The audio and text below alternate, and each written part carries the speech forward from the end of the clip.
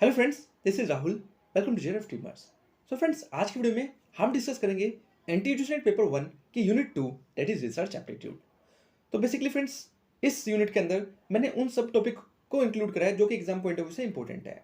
और कौन से टॉपिक इंपॉर्टेंट है इसको जानने के लिए मैंने लास्ट 5 ईयर्स को एनालाइज करा है।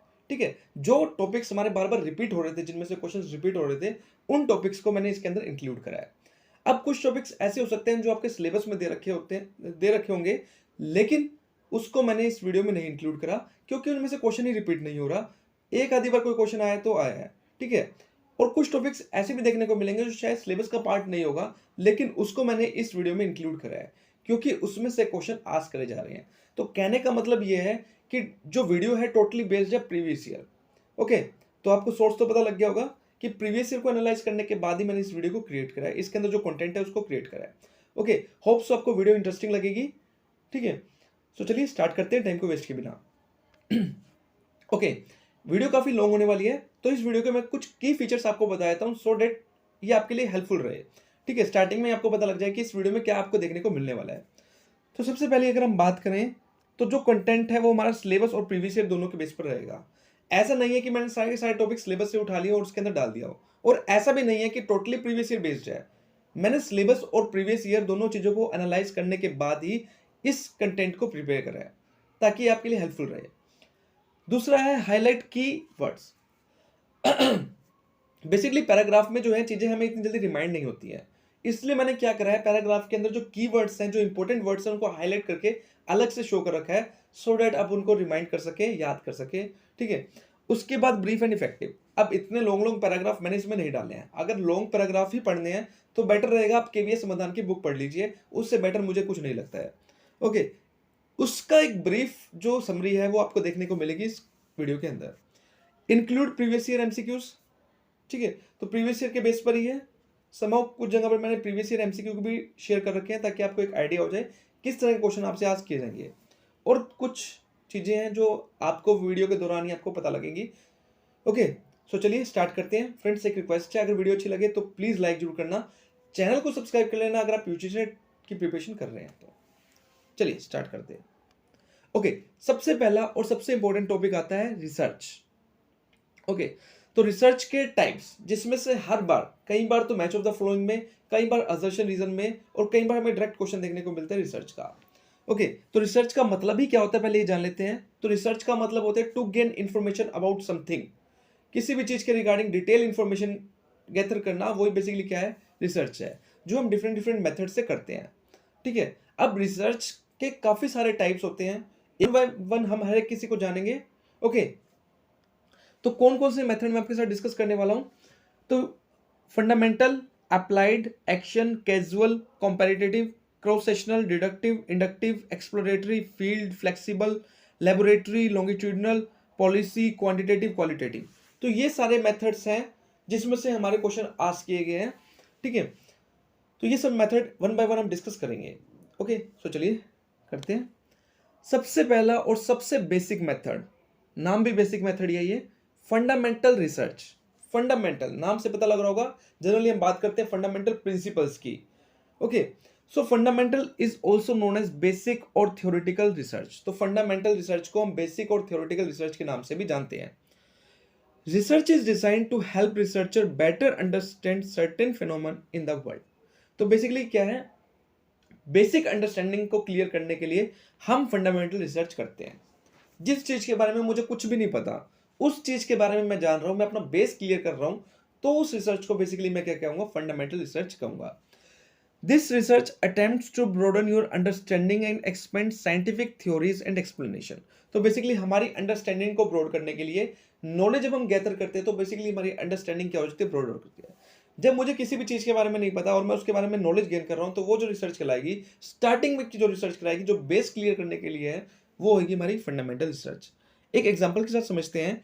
एक company study how different products affect product sale. This study provide information and is knowledge based. तो बेसिकली कंपनी जानना चाहती है कि जो डिफरेंट प्रोडक्ट प्लेसमेंट्स हैं, बेसिकली पार्ट ऑफ मार्केटिंग है, कि एक मार्केटिंग का ऐसा पार्ट हम यूज कर रहे हैं, उससे हमारी प्रोडक्ट की सेल पर क्या इफेक्ट हो रहा है। तो कंपनी जानना चाहती है, तो बेसिकली नॉलेज पर्पस के लिए है। तो ये किसका पार्ट हो जाएगा? फंडामेंटल रिसर्च का पार्ट हो जाएगा। तो सिंपल सी बात है, आपको एक चीज याद रखनी है, वो रिसर्च जो सिर्फ नॉलेज को गैदर करने के लिए, नॉलेज बेस क्रिएट करने के लिए की जाती है, वो रिसर्च कहलाती है fundamental research. Hope so clear हो गया होगा। चलिए नेक्स्ट रिसर्च पर चलते हैं। नेक्स्ट है अप्लाइड रिसर्च। बहुत बार क्वेश्चन आस्क किया गया अप्लाइड रिसर्च में से। So applied research is design to identify solution to a specific problem. अगर मुझे किसी स्पेसिफिक प्रॉब्लम का सॉल्यूशन फाइंड आउट करना है, उस चीज के रिगार्डिंग मैं रिसर्च करता हूं, उस रिसर्च को कहते हैं अप्लाइड रिसर्च। तो आपको एक चीज पर फोकस करना है, जो अप्लाइड रिसर्च है वो किसी स्पेसिफिक प्रॉब्लम्स के सॉल्यूशन के रिगार्डिंग की जाती है। अब इसके टाइप्स हैं, 3 टाइप्स है बेसिकली, सॉरी 2 टाइप्स हैं, एक है टेक्नोलॉजिकल अप्लाइड रिसर्च और साइंटिफिक अप्लाइड रिसर्च। बात करते हैं टेक्नोलॉजिकल अप्लाइड रिसर्च की। So this research looks for way to improve efficiency in products process and production. तो बेसिकली इस रिसर्च का बेसिकली ऑब्जेक्टिव क्या होता है कि एफिशिएंसी को इंप्रूव करना, ऐसी टेक्निक्स का यूज करना, इस टेक्निक्स के ऊपर रिसर्च करना जिससे एफिशिएंसी को बढ़ाया जा सके। दूसरा है साइंटिफिक, और साइंटिफिक क्या करती है? Measure certain variable to predict behaviour outcome and impact. तो बेसिकली जिसमें हम बिहेवियर और आउटकम को प्रेडिक्ट करते हैं, वो हमारी होती है साइंटिफिक अप्लाइड रिसर्च। एग्जाम्पल के साथ समझते हैं। A student working on a doctorate in education studies ways to increase student involvement in the classroom, this research focus on defined problem. तो बेसिकली एक स्टूडेंट है, ठीक है, जो डॉक्टरेट कर रहे हैं एजुकेशन में, वो क्या स्टडी करता है कि किस तरह स्टूडेंट का इन्वॉल्वमेंट बढ़ा सकते हैं हम क्लासरूम के अंदर। तो बेसिकली एक प्रॉब्लम आई कि स्टूडेंट का इन्वॉल्वमेंट हमें क्या करना है? इंक्रीज करना है क्लासरूम के अंदर। तो वो कैसे इंक्रीज कर सकते हैं? इसके ऊपर जो रिसर्च की गई है वो है अप्लाइड रिसर्च। तो एक पर्टिकुलर प्रॉब्लम हमारे पास जनरेट हुई कि स्टूडेंट का इन्वॉल्वमेंट हमने क्या करना है? इंक्रीज करना है। तो ये जो प्रॉब्लम के ऊपर हम सॉल्यूशन फाइंड आउट करेंगे, जो रिसर्च करेंगे, वो क्या कहलाएगी? अप्लाइड रिसर्च कहलाएगी। तो ये जो रिसर्च के अंदर जो प्रॉब्लम है, एक पर्टिकुलर प्रॉब्लम है जिसका हमें सॉल्यूशन फाइंड आउट करना है, उस सॉल्यूशन को फाइंड आउट करने के लिए हमें रिसर्च करनी पड़ेगी, उस रिसर्च को हम क्या कहेंगे? अप्लाइड रिसर्च कहेंगे। होप सो क्लियर हो गया होगा। चलिए नेक्स्ट आता है एक्शन रिसर्च। एक्शन रिसर्च भी काफी इंपॉर्टेंट है फ्रेंड्स। बहुत बार इसमें से क्वेश्चन आस्क किए गए हैं। It refers to examining actions, assessing their effectiveness in bringing about the desired outcome. तो देखो एक्शन रिसर्च नाम से पता लग रहा है, इसमें जो हम एक्शंस परफॉर्म करते हैं उसको असेस करते हैं, उसका क्या आउटकम बेसिकली हमें देखने को मिल रहा है, वो कहलाती है action research. And choosing a course of action based on those result, it is typical use in educational setting. तो बेसिकली एक्शन रिसर्च जो है वो एजुकेशनल सेटिंग में ही क्या करी जाती है? यूज करी जाती है। एजुकेशनल सिस्टम में ही बेसिकली इसको क्या करते हैं? यूज करते हैं। जैसे टीचर्स जो होते हैं वो क्या करते हैं? इस रिसर्च को यूज करते हैं।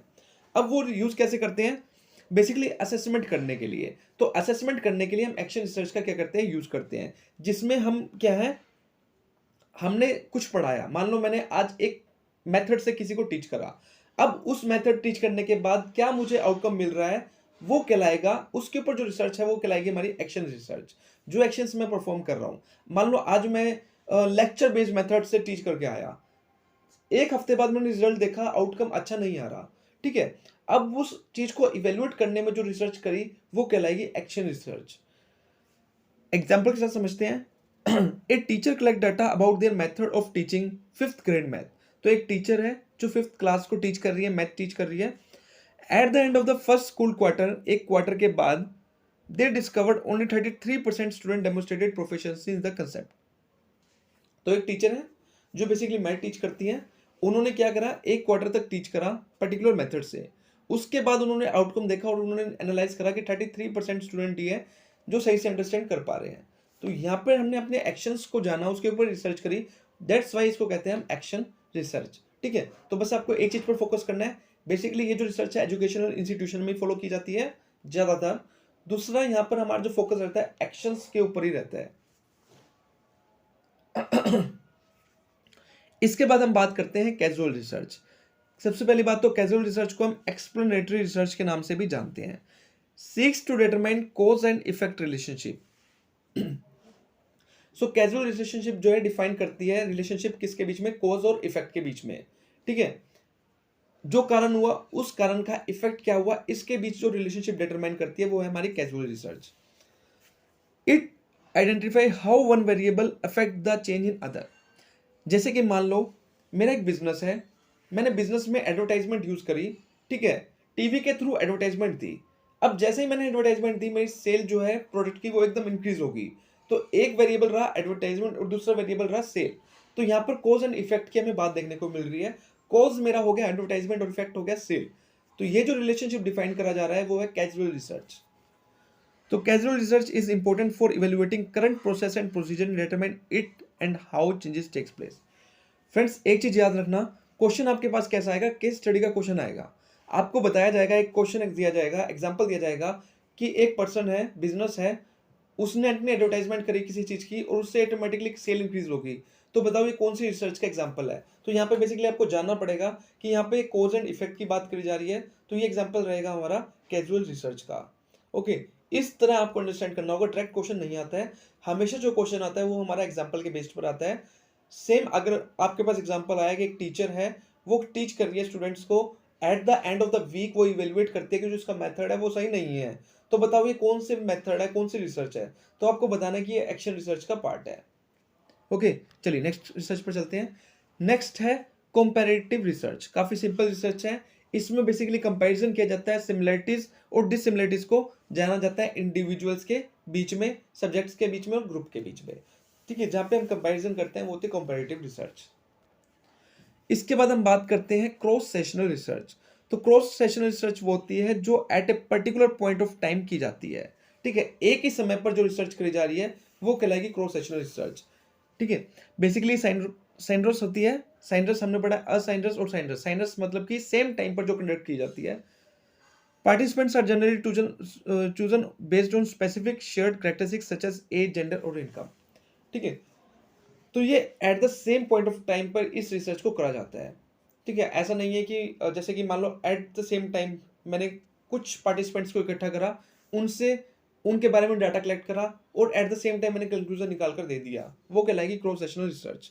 जैसे कि company research the sale technique of its top 10% of sale people and compares to the bottom of 10% and give the company insight. तो बेसिकली कंपनी ने क्या करा, टोटल एम्प्लॉय में से टॉप 10% को निकाल लिया और डाउन वाले 10% को निकाल लिया और दोनों को क्या करा, कंपैरिजन करा। तो सेम पॉइंट ऑफ टाइम में दोनों का कंपैरिजन करा और कंक्लूजन को निकाल लिया। तो ये रिसर्च कहलाती है हमारी cross sectional research. Hope so friends clear हो रहा होगा आपको। कहीं भी प्रॉब्लम आ रही हो तो प्लीज कमेंट करके जरूर बताना। ठीक है, मैं उसको नेक्स्ट वीडियो में जरूर इंप्रूव करने की कोशिश करूंगा। ओके, और अगर अच्छी लग रही हो तो प्लीज लाइक जरूर करना। चलिए नेक्स्ट रिसर्च पर चलते हैं। डिडक्टिव और इंडक्टिव रिसर्च दोनों इंपॉर्टेंट है, डिडक्टिव भी और इंडक्टिव भी। डिडक्टिव को आपको याद रखना है डिक्रीज के नाम से। ठीक है, जब हम ग्रोथ की बात करते हैं और उसमें से डिक्रीज कर देते हैं और हम आ जाते हैं इंडिविजुअल के ऊपर, तो ये कहलाती है हमारी डिडक्टिव रिसर्च। आपको इस पॉइंट से इसको याद रखना है। अब डिडक्टिव रिसर्च क्या है, बेसिकली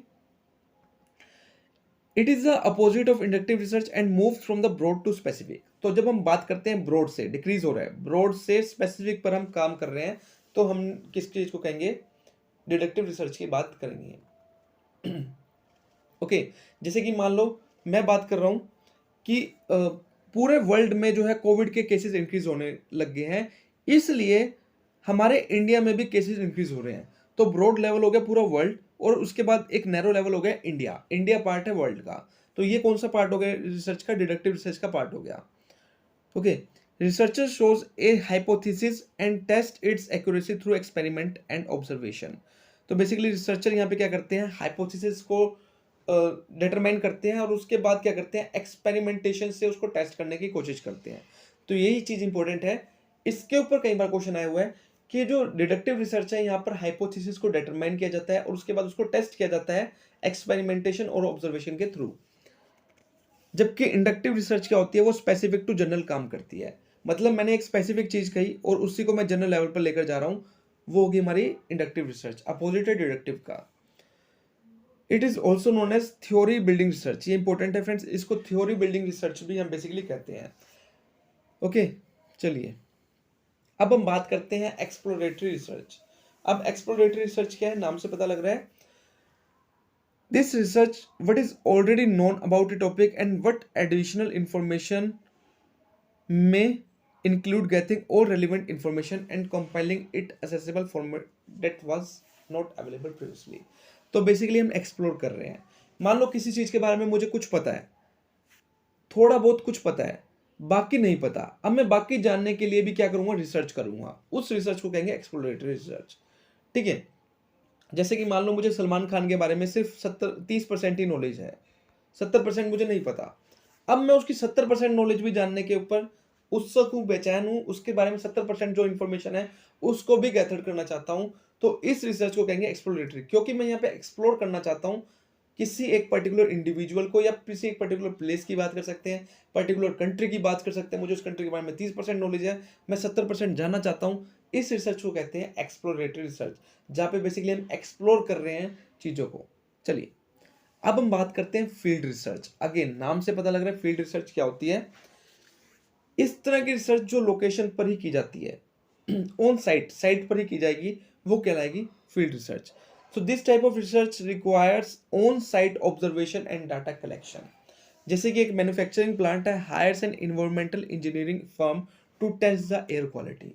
तो एक मैन्युफैक्चरिंग प्लांट ने क्या करा, एक फर्म को हायर करा जिसका काम था एयर क्वालिटी को चेक करना। अब वो एयर क्वालिटी ऐसा तो नहीं है कि बिल्डिंग के अंदर रहकर चेक करेगी, ऑल ओवर द जो हमारे जहाँ पर मैन्युफैक्चरिंग फर्म है उसके ऑल राउंड पूरे एरिया में उस चीज़ को क्या करेगी, चेक करेगी। तो इसको फील्ड का बेसिकली यूज करना पड़ेगा, जिस फील्ड पर वो काम कर रहे हैं वहां पर जाकर उसको चेक करना पड़ेगा। डेट्स वाई इस रिसर्च को कहते हैं फील्ड रिसर्च। नाम से आपको चीज़ों को याद रखना है, फील्ड रिसर्च वो होती है जो ऑन साइट, ऑन लोकेशन या ऑन फील्ड पर की जाती है। अब हम बात करते हैं फ्लेक्सिबल रिसर्च। फ्लेक्सिबल अगेन नाम से पता लग रहा है अलाउस प्रोसीजर टू चेंज, जिसमें हम प्रोसीजर को चेंज कर सकते हैं। मान लो अभी मैंने एक प्रोसीजर अडॉप्ट कर रखा है, वो सही काम नहीं कर रहा, तो मैं प्रोसीजर को चेंज भी कर सकता हूँ। इस रिसर्च को कहते हैं फ्लेक्सिबल रिसर्च। इसके टू टाइप्स हैं बेसिकली, एक है केस स्टडी, एक है एथनोग्राफिक रिसर्च। केस स्टडी में क्या है, हम इन डेप्थ एनालाइज करते हैं, डीप डाउन जाकर चीजों को क्या करते हैं, एनालाइज करते हैं अबाउट ए स्पेसिफिक इंडिविजुअल और सब्जेक्ट। जबकि एथनोग्राफिक रिसर्च में क्या है, in depth analysis and observation to a group of people. तो अगर हम स्पेसिफिक इंडिविजुअल का इन डेप्थ एनालिसिस कर रहे हैं तो वो कहेगा केस स्टडी। अगर हम ग्रुप ऑफ पीपल को इन डेप्थ एनालिसिस कर रहे हैं तो उसको बेसिकली हम एथनोग्राफिक स्टडीज कहते हैं। होप सो फ्रेंड्स क्लियर हो रहा होगा। अब आता है laboratory research. Again field research वो होती है जो फील्ड पर करी जाती है, लेबोरेटरी रिसर्च वो होती है जो लैब्स के अंदर करी जाती है, वो होती है लेबोरेटरी रिसर्च। तो इन occurred in A controlled laboratory rather then in field, तो अपोजिट हो गया फील्ड का। पहली बात तो ये याद रखना है। दूसरा है the study demand strict adherence to certain condition such as eliminating variable and timing condition. तो यहाँ पे कुछ कंडीशंस को हमको फॉलो करके चलना होता है। इसका एग्जांपल है एक फार्मास्यूटिकल कंपनी रिसर्च इन न्यू ड्रग फॉर्मूला। तो बेसिकली एक फार्मास्यूटिकल कंपनी है जो न्यू ड्रग के ऊपर वर्क कर रही है, उसका एक फॉर्मूला डेवलप करने की कोशिश कर रही है। तो ये सब चीजें जो होती है लैब के अंदर होती है, डेट्स वाई इसको लेबोरेटरी रिसर्च के नाम से हम जानते हैं। चलिए नेक्स्ट रिसर्च है लॉन्गिट्यूडनल रिसर्च। तो क्रॉस सेक्शनल रिसर्च का अपोजिट है longitudinal research. Cross sectional research जो है एट एक पर्टिकुलर पॉइंट ऑफ टाइम पर की जाती है, लेकिन लॉन्गिट्यूडनल रिसर्च वो होती है जो लंबे समय के लिए कंटिन्यू की जाती है, लॉन्ग टाइम पीरियड के लिए, जिसका रिजल्ट हमें देखने को मिलता है, वो होती है लॉन्गिट्यूडनल रिसर्च। तो focus on certain measurement change over time without manipulating any determined variable. तो हम इसमें किसी भी तरह का वेरिएबल को मैनिपुलेट नहीं करते हैं। तो इसमें बेसिकली ट्रेंड स्टडी आ गया, कोहेट स्टडी आ गया, पैनल स्टडी आ गया, ये पार्ट है हमारे किसके, longitudinal research. Time trend study के अंदर क्या है, research examines population characteristics over the time. Cohort study के अंदर researcher traces a sub population over time. Panel study के अंदर researcher traces the sample variable over time. तो हर एक चीज़ के अंदर हम अलग अलग चीज़ की बात कर रहे हैं। तो मैच ऑफ द फ्लो में आपको देखने को मिल सकता है। Okay hope so friends clear हो गया होगा। चलिए चलते हैं नेक्स्ट। इसके बाद हम बात करते हैं पॉलिसी रिसर्च। तो policy research examines the effect of current government policies और सोशल पॉलिसीज और predicts the potential effect of proposed policies related to the distribution of resources. तो बेसिकली पॉलिसी रिसर्च के अंदर हम जो गवर्नमेंट की करंट पॉलिसीज है उनके इफेक्ट को इवेल्युएट करने की कोशिश करते हैं कि इन फ्यूचर इनका क्या हमें इफेक्ट देखने को मिल सकता है। ओके तो ये होती है हमारी पॉलिसी रिसर्च। इसके बाद आती है क्वालिटेटिव रिसर्च और क्वांटिटेटिव रिसर्च। तो क्वालिटेटिव रिसर्च फ्रेंड्स बहुत सिंपल है, जो नॉन न्यूमेरिकल बेस्ड डाटा पर काम करती है। क्वांटिटेटिव रिसर्च जो न्यूमेरिकल डाटा पर काम करती है। अब ये दोनों रिसर्च इंपॉर्टेंट है, डेट्स वाई इसको मैंने डिटेल में इंक्लूड करा है, क्वालिटेटिव और क्वांटिटेटिव। हर साल मतलब कि अल्टरनेटिव टाइम पर आपको इसका क्वेश्चन जरूर देखने को मिलेगा, क्वालिटेटिव का और क्वांटिटेटिव का। दैट्स वाई इसको मैंने सेपरेट जो है स्लाइड में इंक्लूड करा है। बात करते हैं क्वांटिटेटिव रिसर्च की।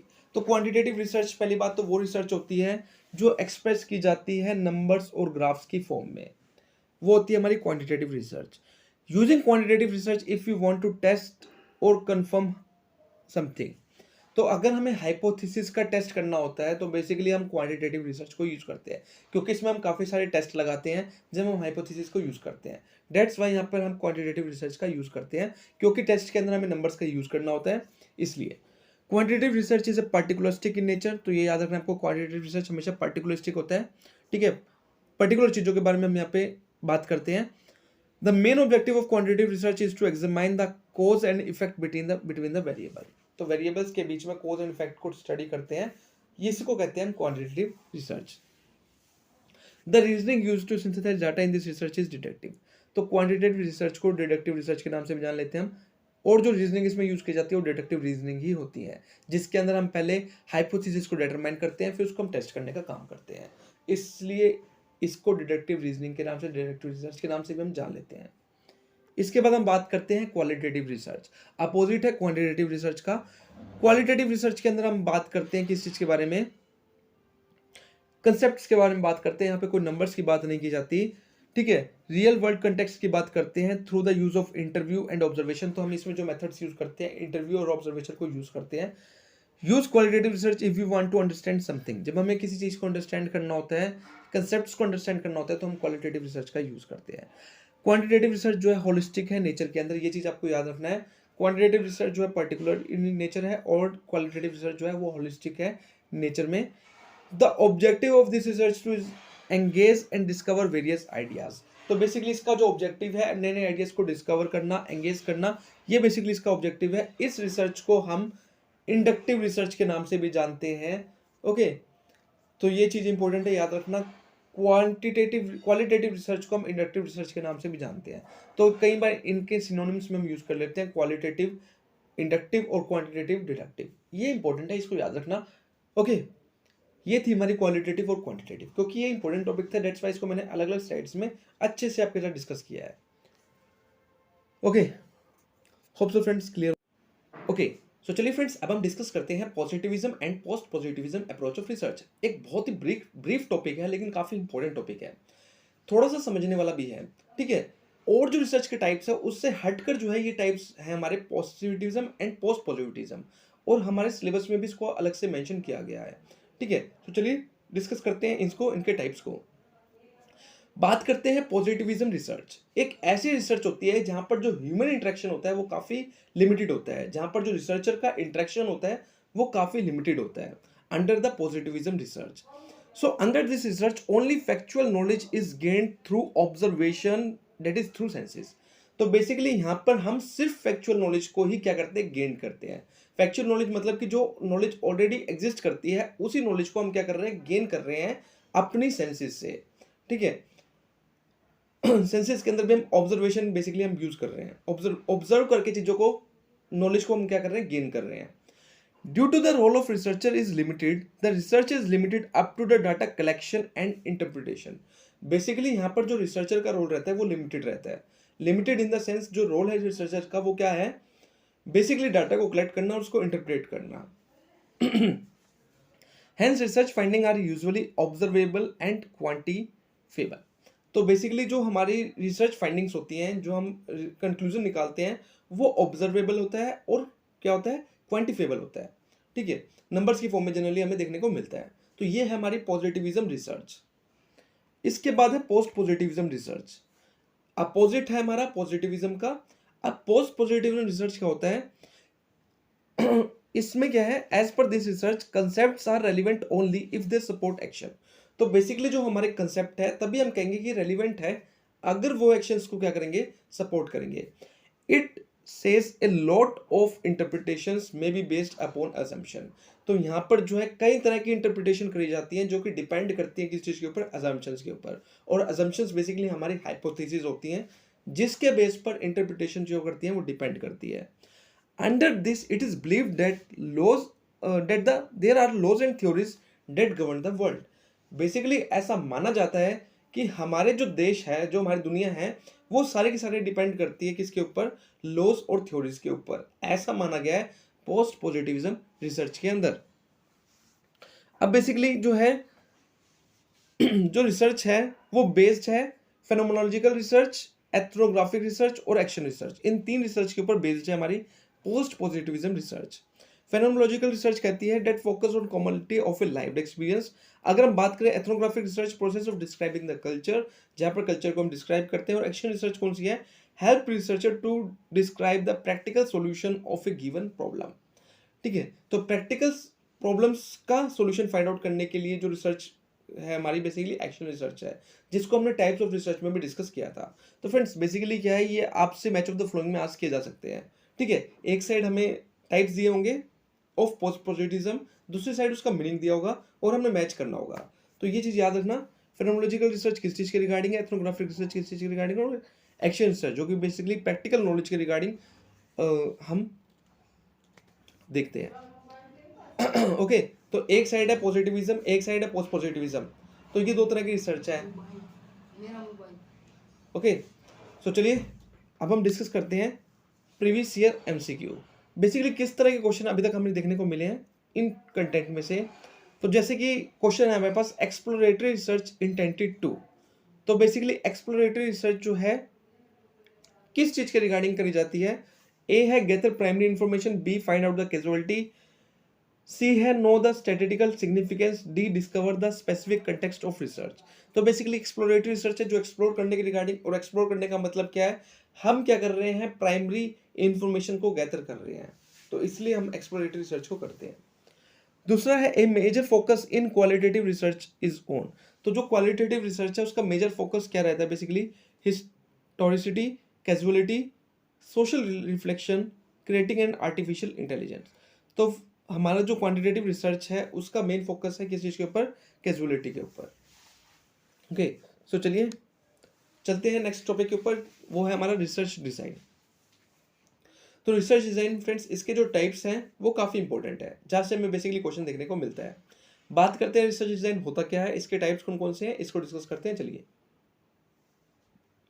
तो बेसिकली रिसर्च डिजाइन की अगर बात करें तो रिसर्च डिजाइन बेसिकली क्या है? ये एक ब्लूप्रिंट है किस चीज का? साइंटिफिक स्टडी का।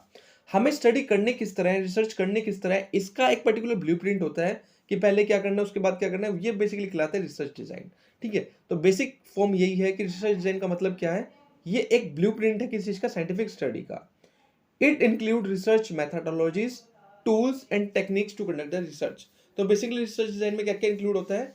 मेथडोलॉजीज, कौन कौन से मेथड्स, टूल्स, टेक्निक्स का यूज करेंगे रिसर्च करने के दौरान, वो सारा पार्ट है किस चीज का? रिसर्च मेथड, रिसर्च डिजाइन का। अब रिसर्च डिजाइन के कुछ एलिमेंट्स होते हैं। ठीक है, ये इंपॉर्टेंट है, आपसे पूछा जा सकता है which one of the following are the elements of research design. तो क्या क्या होता है? Basically purpose statement. Purpose statement क्या है? बेसिकली उद्देश्य जो हमें बताती है किस पर्पस के लिए हम क्या कर रहे हैं, रिसर्च कर रहे हैं, वो डिस्क्राइब करती है। कौन कौन से डाटा कलेक्शन मेथड्स रहेंगे, ये एलिमेंट्स है हमारा। टेक्निक्स क्या रहेंगी डाटा को एनालाइज करने की। Types of research methodologies. इसके बाद चैलेंजेस क्या है हमारे रिसर्च के, प्रीरिक्विजिट्स और duration of the research study. तो ये सारे जो है हमारे एलिमेंट्स है किस चीज के? रिसर्च डिजाइन के। अब हम डिस्कस करते हैं friends types of research design, one of the most important topic, types. तो बेसिकली 4 टाइप्स होते हैं हमारे रिसर्च डिजाइन के। सबसे पहला है एक्सपेरिमेंटल रिसर्च डिजाइन, दूसरा है कोरिलेशनल, तीसरा है descriptive and the fourth one is diagnostic research design.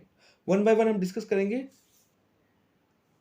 Okay, सबसे पहले बात करते हैं एक्सपेरिमेंटल रिसर्च डिजाइन। अब एक्सपेरिमेंटल रिसर्च डिजाइन क्या है? ये ऐसा रिसर्च डिजाइन है जिसके अंदर जो रिसर्चर है वो क्या करता है? चेक करता है how variable interact with each other, कि बेसिकली जो वेरिएबल्स हैं वो किस तरह आपस में इंटरेक्ट कर रहे हैं। इस चीज को जानने के लिए जो डिजाइन यूज करा जाता है वो होता है एक्सपेरिमेंटल रिसर्च। बेसिकली हम एक्सपेरिमेंट की बात कर रहे हैं, हम ये देख रहे हैं कि जो वेरिएबल्स हैं वो किस तरह क्या कर रहे हैं, इंटरेक्ट कर रहे हैं। The researcher manipulate one variable. तो बेसिकली 2 वेरिएबल्स होते हैं जिसमें एक वेरिएबल को रिसर्चर क्या करता है? मैनिपुलेट करता है। ठीक है, जिसका इफेक्ट हमें दूसरे वेरिएबल पर देखने को मिलता है। जिस वेरिएबल को मैनिपुलेट करा जाता है वो होता है इंडिपेंडेंट वेरिएबल। तो इस चीज को भी फ्रेंड्स आपको याद रखना है कि जोन सा वेरिएबल एक रिसर्चर मैनिपुलेट करता है, जिसके अंदर चेंजेस करता है, वो होता है हमारा इंडिपेंडेंट वेरिएबल।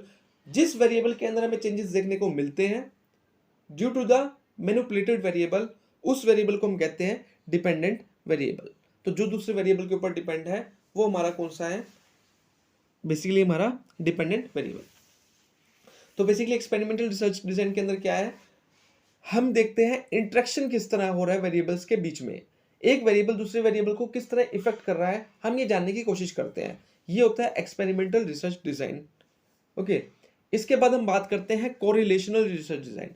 कोरिलेशन नाम से पता लग रहा है फ्रेंड्स, कोरिलेशन की हम बेसिकली बात करते हैं, ये रिलेशनशिप को डिफाइन करते हैं दो वेरिएबल्स के बीच में किस तरह का रिलेशनशिप है। जैसे कि मान लो एक वेरिएबल को मैं इंक्रीज कर रहा हूं तो दूसरा वेरिएबल भी इंक्रीज कर रहा है, तो मैं कहूंगा कि दोनों वेरिएबल के बीच में एक पॉजिटिव रिलेशनशिप देखने को मिल रहा है।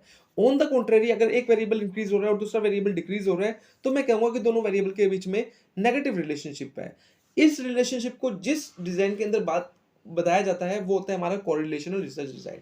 तो बेसिकली कोरिलेशन रिसर्च डिजाइन क्या है, जो दो वेरिएबल्स के बीच में रिलेशनशिप को क्या करता है, डिफाइन करता है, उस डिजाइन को हम कहते हैं correlational research design. So it allows the analyst to observe natural relationship between variable. तो बेसिकली ये क्या है, नेचुरल रिलेशनशिप को जानने के लिए डिजाइन जो है बेसिकली हेल्प करता है वेरिएबल्स के बीच में। इसके बाद है डिस्क्रिप्टिव रिसर्च डिजाइन। नाम से पता लग रहा है जहां पे हम सिर्फ डिस्क्राइब करते हैं चीजों को, वो होता है descriptive research design. So it refers to a systematic process of observing and describing. तो बेसिकली हम यहाँ पे किसी भी तरह का मैनिपुलेशन नहीं कर रहे हैं, हम सिर्फ चीजों को ऑब्जर्व कर रहे हैं और डिस्क्राइब कर रहे हैं। ये है हमारा descriptive research design. Method include, अब इसमें कौन कौन से मेथड्स होते हैं चीजों को डिस्क्राइब करने के लिए, तो होते हैं हमारे पास सर्वे होता है, इंटरव्यू होता है, केस स्टडी है, ऑब्जर्वेशन है। Descriptive research design aims to gather an in depth understanding. तो बेसिकली यहाँ पे हम इन डेप्थ अंडरस्टैंडिंग की बात करते हैं, डीप नॉलेज की बात करते हैं under the descriptive research design. Okay, hope so clear हो गया होगा। चलिए नेक्स्ट हम डिजाइन की बात करते हैं और वो है हमारा डायग्नोस्टिक रिसर्च डिजाइन। अब डायग्नोस्टिक का मतलब क्या है, हम कहते हैं कि डायग्नोसिस करवा लो। इसका मतलब है कि डीप डाउन जाकर चीजों को क्या करना, एनालाइज करना। It is called as diagnostic research design. तो diagnostic research determines the root cause of a problem. तो बेसिकली हम एक प्रॉब्लम के रूट कॉज को डिफाइन करने की कोशिश करते हैं, डिटरमाइन करने की कोशिश करते हैं, and find the most effective solution. कि अगर कोई चीज हो रही है तो बेसिकली क्यों हो रही है, उसका कारण ही क्या है, तो बेसिकली रूट कॉज को फाइंड आउट करते हैं under the diagnostic research design. It often used in marketing to identify areas of improvement and potential opportunities of growth. The diagnostic research design consists of 3 steps. Again, इसमें 3 steps basically हमें देखने को मिलते हैं। सबसे पहला है इंसेप्शन। इंसेप्शन का मतलब हम क्या करते हैं, डाटा को कलेक्ट करते हैं और प्रॉब्लम को डिफाइन करते हैं। फिर होता है डायग्नोस्टिक, फिर हम क्या करते हैं, डाटा को जो कलेक्ट करा है उसको हम एनालाइज करते हैं, इंटरप्रिटेट करते हैं, हाइपोथेसिस को टेस्ट करते हैं, ये सब चीजें करते हैं। फिर हम क्या करते हैं, उसका सॉल्यूशन फाइंड आउट करते हैं, जो इंटरप्रिटेशन निकल के आई है उसके बेस पे हम उसका सॉल्यूशन फाइंड आउट करने की कोशिश करते हैं कि जो हमारी प्रॉब्लम है उसको हम किस तरह सॉल्व कर सकते हैं। तो 3 स्टेप होते हैं हमारे किसके अंदर, डायग्नोस्टिक रिसर्च के अंदर, और वो कौन कौन से होते हैं, Inception, diagnostic and solution.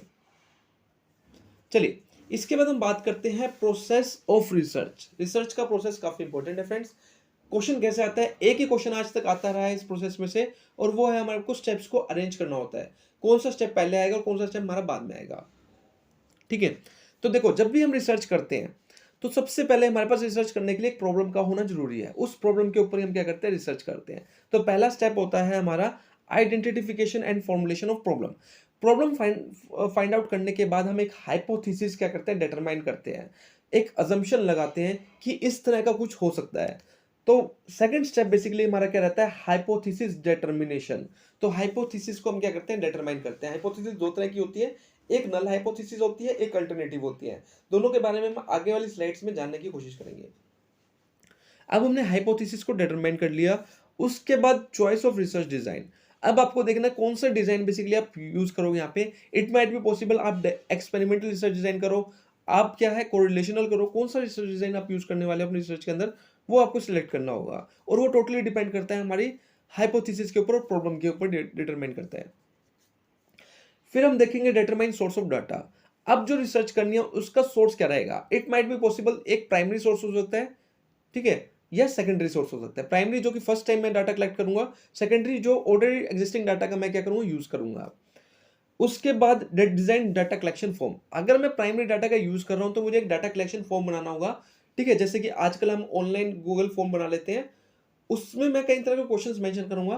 Question open ended भी हो सकते हैं, क्लोज एंडेड भी हो सकते हैं। ओपन एंडेड का मतलब क्या है, मैंने कहा कि बताओ तुम्हें ये चीज अच्छी नहीं लग रही तो क्यों नहीं लग रही, जिसमें वो डिटेल सारी चीजें बताएगा, तो वो होगा हमारा ओपन एंडेड। क्लोज एंडेड का मतलब क्या है, जिसमें मैं 4 ऑप्शन दूंगा। It might be possible MCQ हो सकता है, वो ट्रू फॉल्स में हो सकता है, जिसमें से सामने वाला जो ऑडियंस है वो क्या करेगी, बेसिकली एक ऑप्शन को सिलेक्ट करेगी, वो होता है हमारा क्लोज एंडेड, ठीक है। तो डिजाइन डाटा कलेक्शन फॉर्म के अंदर मैं क्वेश्चंस को मेंशन करूंगा, कौन कौन से क्वेश्चंस जो है मुझे अपनी ऑडियंस से आस्क करने हैं, वो क्वेश्चन सारे मेंशन करूंगा डाटा कलेक्शन फॉर्म के अंदर। उसके बाद है determine sample design and sample size. अब मान लो जो मेरी पॉपुलेशन है, मुझे रिसर्च करनी है कि जो कॉलेज के स्टूडेंट्स हैं वो लंच टाइम में क्या खाना पसंद करते हैं। अब मैं सारे स्टूडेंट्स, इतना बड़ा कॉलेज है, 5,000 बच्चे पढ़ते हैं, सारे स्टूडेंट्स के ऊपर रिसर्च तो मैं करने जा रहा हूँ, लेकिन मैं सारे स्टूडेंट्स को अपनी पॉपुलेशन का पार्ट नहीं बनाऊंगा। जिस चीज के रिगार्डिंग रिसर्च करनी है, जो डाटा कलेक्ट करना है, मैं सारे स्टूडेंट्स से नहीं करूंगा, उसमें से मैं कुछ सैंपल को अलग से निकाल लूंगा, ठीक है, जो मेरी पॉपुलेशन को रिप्रेजेंट करते होंगे, उसको मैं कहूंगा सैंपल साइज, ठीक है। सैंपल साइज लार्जर भी हो सकता है, सैंपल साइज स्मॉल भी हो सकता है, ओके। तो सैंपल क्या है, पॉपुलेशन में से फाइंड आउट किया जाएगा। तो पॉपुलेशन बेस मेरा कितना भी हो सकता है, लेकिन सैंपल मुझे लिमिटेड ही रखना होता है, क्योंकि ज्यादा बड़ा सैंपल रहेगा तो उतनी मेरे को डिफिकल्टी राइज होगी डाटा को कलेक्ट करने में, ओके। इसके बाद है organise and conduct field survey. अब मुझे क्या है, सैंपल तो मैंने देख लिया, अब सैंपल से मुझे डाटा को भी कलेक्ट करना है, उसके लिए मुझे क्या करना होगा, फील्ड सर्वे करना होगा। फील्ड में उतर कर मुझे डाटा को क्या करना होगा, कलेक्ट करना होगा। After that last second step हमारा कौन सा है, analyse and interpreted the collected data. अब मैंने डाटा को कलेक्ट कर लिया, ठीक है। जो भी मेरा सैंपल था, सपोज करो 50 स्टूडेंट्स मेरे सैंपल का पार्ट थे। अब वो 50 स्टूडेंट से मुझे क्या करना है, डाटा को कलेक्ट करने के बाद उसको एनालाइज करना है। डाटा को एनालाइज करने के बाद मेरे पास कुछ इंफॉर्मेशन आएंगे, कुछ रिजल्ट आएंगे, ठीक है। तो उस रिजल्ट के बेस पे मैं अब एक रिपोर्ट क्या करूंगा, तैयार करूंगा, और एट द एंड मैं उस रिपोर्ट को क्या कर दूंगा, सबमिट कर दूंगा, ठीक है। तो ये एक प्रोसेस था रिसर्च का। आपको क्या है, स्टेप बाय स्टेप आपको चीजों को याद होना चाहिए। जितनी बार भी आज तक क्वेश्चन देखने को मिला है, वो इसी सीक्वेंस में मिला है कि हमें स्टेप्स को अरेंज करना होता है। कौन सा हमारा स्टेप, पहला स्टेप रहेगा, कौन सा सेकंड पे रहेगा, कौन सा थर्ड नंबर पे रहेगा, कौन सा फोर्थ नंबर के ऊपर। तो ये है हमारा process of research. Hope so friends clear होगा। अगर वीडियो अच्छी लगी फ्रेंड्स लाइक जरूर करना। काफी मेहनत लगती है कंटेंट को क्रिएट करने में, वीडियो को क्रिएट करने में, तो अगर एक छोटा सा अगर आप मोटिवेशन दे दोगे तो काफी अच्छा रहेगा आने वाले टाइम में वीडियो को क्रिएट करने के लिए, ओके। सो चलिए फ्रेंड्स, अब हम डिस्कस करते हैं हाइपोथेसिस टेस्टिंग। एक इंपॉर्टेंट टॉपिक है friends exam point of view से। वैसे तो ये जो टॉपिक है हमारे सिलेबस में डायरेक्ट नहीं इंक्लूड कर रखा, लेकिन इसमें से काफी सारे क्वेश्चन आए हुए हैं अगर आप प्रीवियस ईयर को एनालाइज करेंगे तो। जनरली ये जो टॉपिक है ये पेपर 2 कॉमर्स का स्टेट्स यूनिट का पार्ट है, लेकिन पेपर 1 में भी काफी सारे क्वेश्चन इसमें से आज करे जा रहे हैं, डेट्स वाइज को मैंने यहाँ पे इंक्लूड किया है, ओके। क्वेश्चन भी देखेंगे किस तरह के इसमें से आज किया जाता है, लास्ट में एक प्रीवियस ईयर क्वेश्चन भी हम देख लेंगे, ओके। तो बात करते हैं हाइपोथेसिस होता क्या है, ठीक है, कितने तरह की हाइपोथेसिस होती हैं, एरर्स क्या होते हैं, ये सारे डिस्कस करेंगे इस टॉपिक के अंदर। चलिए सबसे पहले बात करते हैं हाइपोथेसिस है क्या। बेसिकली हाइपोथेसिस अगर एक जनरल सेंस में बात करें तो इट्स मेरली एन अजम्पशन। ये क्या है, एक अजम्पशन है। अजम्पशन कैसी, कि मान लो किसी ने मुझसे पूछा कि भैया मुझे एडमिशन लेना है, एक स्टूडेंट था 12th क्लास का, उसने पूछा कि मुझे ग्रेजुएशन में एडमिशन लेना है, तो मुझे कौन से कॉलेज में लेना चाहिए, कौन सी यूनिवर्सिटी में लेना चाहिए। मैंने उसको क्या कहा, मैंने कहा कि भैया तेरे को एडमिशन लेना है तो दिल्ली यूनिवर्सिटी में ले, डीयू के अंदर ले। उसने पूछा क्यों, मैंने कहा क्योंकि ऐसा माना जाता है कि डीयू से जो बच्चा पढ़ता है उसकी अच्छी जगह प्लेसमेंट हो जाती है। तो इट्स मियरली एन अजम्पशन। इस ये सिर्फ एक टेंटेटिव स्टेटमेंट है, एक अजम्पशन है। इसी को ही साइंटिफिक फॉर्म में हम हाइपोथेसिस कह देते हैं। याद रखना, जो हम जनरल अजम्पशन की बात करते हैं उसी को ही साइंटिफिक फॉर्म में हम क्या कह देते हैं, अजम्पशन, हाइपोथेसिस कह देते हैं, ठीक है। तो हाइपोथेसिस अगर आपसे कोई पूछे तो ये एक मेरली अजम्पशन है, एक टेंटेटिव स्टेटमेंट है, सिर्फ एक मेरली बेसिक अजम्पशन जिसके बेस पर हम आगे टेस्ट लगाने वाले हैं, ठीक है। लेकिन ये रिसर्च का सबसे इंपॉर्टेंट पार्ट होता है, क्योंकि जब भी हम कोई रिसर्च करने जाते हैं तो सबसे पहले हमें एक अजम्पशन ही लगाकर चलनी होती है, तभी हम रिसर्च को कर पाते हैं। चलिए अब हम बात करते हैं टाइप्स ऑफ हाइपोथेसिस। अब हाइपोथेसिस के जो है कई तरह के टाइप्स हैं, जैसे कि null hypothesis, alternate hypothesis, simple, composite. इसका जो क्वेश्चन है आपको generally match of the following में देखने को मिल सकता है। एक साइड हमें टाइप्स मिलने देखने को मिलेंगे और दूसरी साइड उसका मीनिंग देखने को मिलेगा। ठीक है, तो वन बाय वन डिस्कस करेंगे सारे टाइप्स को। सबसे पहले बात करते हैं नल हाइपोथेसिस की। तो नल हाइपोथेसिस होता क्या है? देखो, नल हाइपोथेसिस से आपको जानना है कि नल हाइपोथेसिस हमेशा क्या है, ये कहता है कि there is no relationship between variable. वो हमेशा नो को सपोर्ट करता है और हम हमेशा स्टार्ट भी नल हाइपोथेसिस से करते हैं। मतलब क्या कि मैंने कहा किसी ने पूछा कि कौन सा कॉलेज बेस्ट रहेगा। मैंने कहा कि ऐसा कोई भी लिंक नहीं है कि आप डीयू से पढ़ लो, कोई सी मर्जी कॉलेज से पढ़ लो, इसका कोई लिंक नहीं है प्लेसमेंट से। तो मैंने किसको सपोर्ट करा? मैंने नो को सपोर्ट करा। और ये कौन सी हाइपोथेसिस हो जाएगी? ये हो जाएगी नल हाइपोथेसिस। और नल हाइपोथेसिस को किससे शो करते हैं? तो इसको हम बेसिकली H0 से शो करते हैं। ठीक है, HO कह लो, H0 बेसिकली HO हम इसको कहते हैं।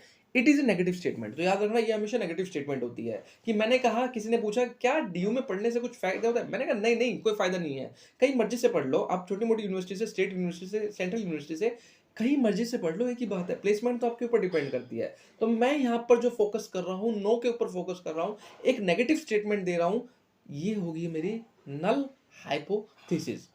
अब होता है अल्टरनेटिव हाइपोथेसिस। नल हाइपोथेसिस को ही अपोजिट कर दीजिए, वो होता है अल्टरनेटिव हाइपोथेसिस।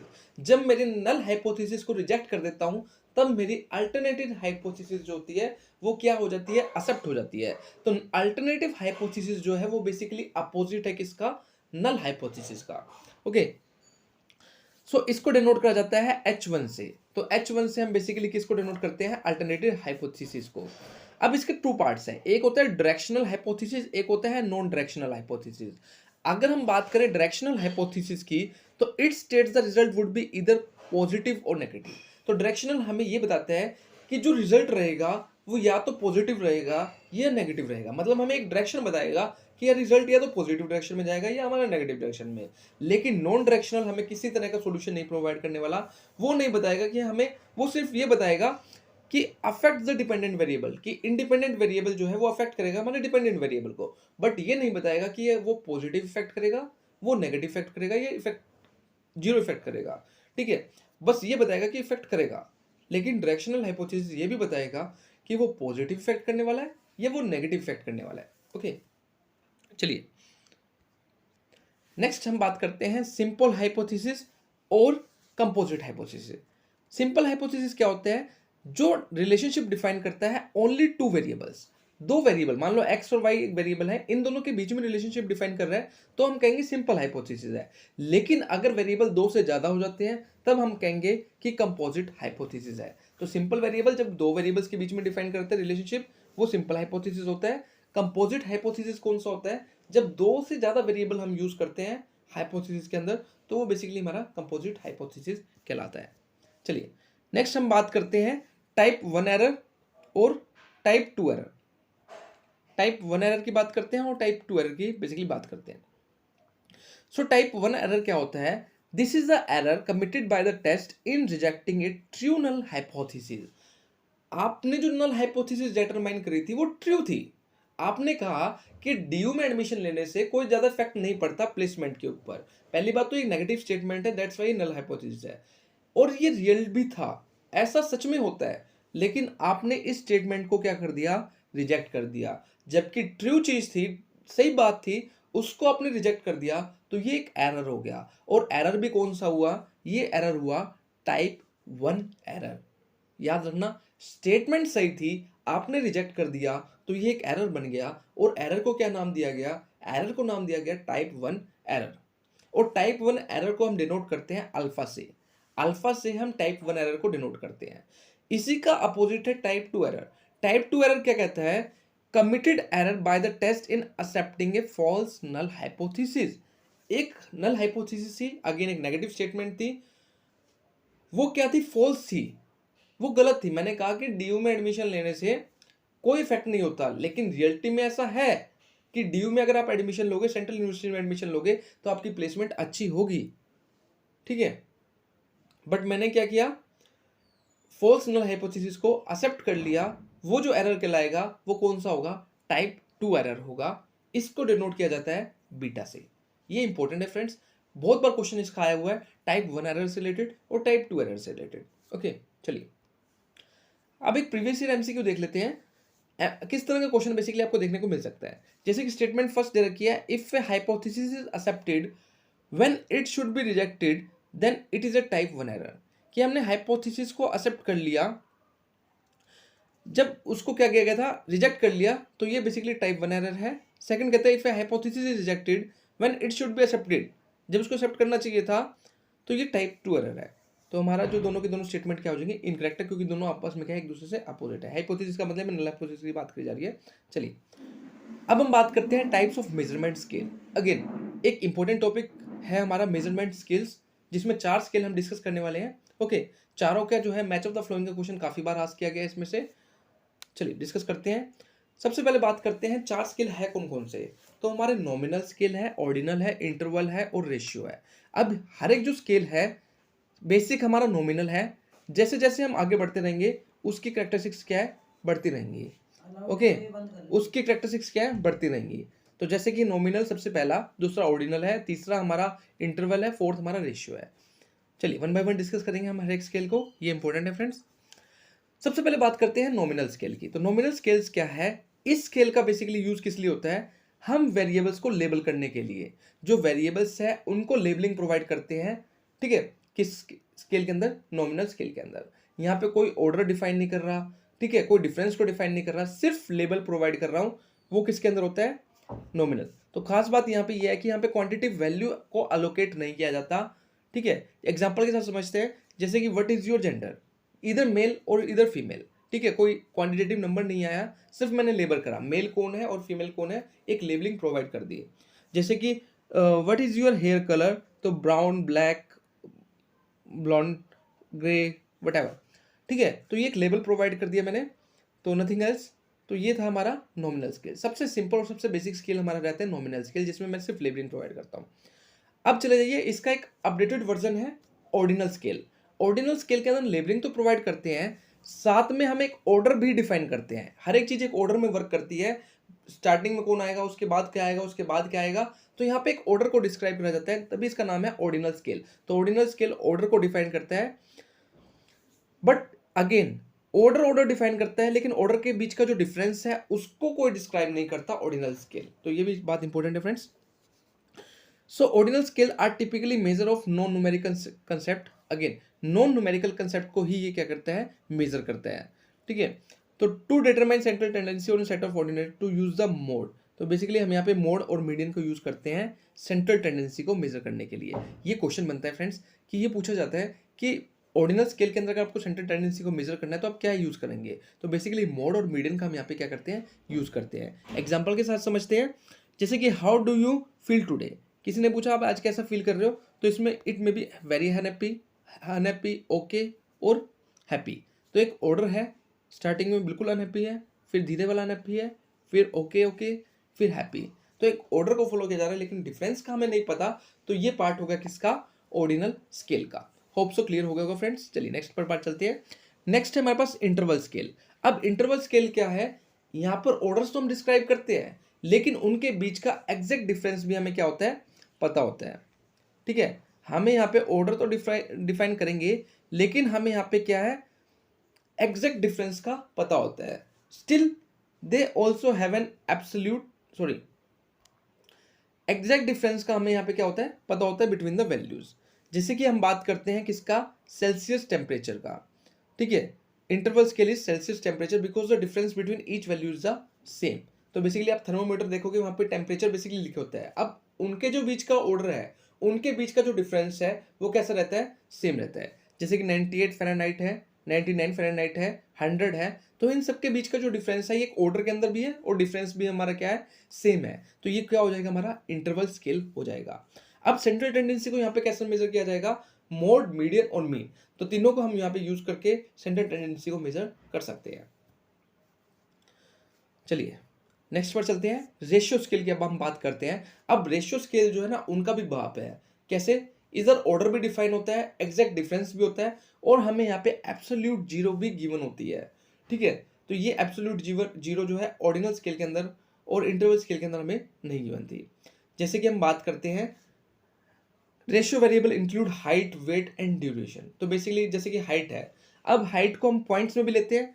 जैसे कि हाइट किसी ने बात करी तो 37.5, 88.5, तो पॉइंट्स में भी बेसिकली हम लेके चलते हैं। वेट की बात करते हैं तो किसी का वेट होता है 75.5, 76.5, तो पॉइंट्स में भी यहाँ पे इंक्लूड करे जाते हैं। तो ये हमारा एग्जाम्पल हो जाते हैं किसके, रेशियो स्केल का।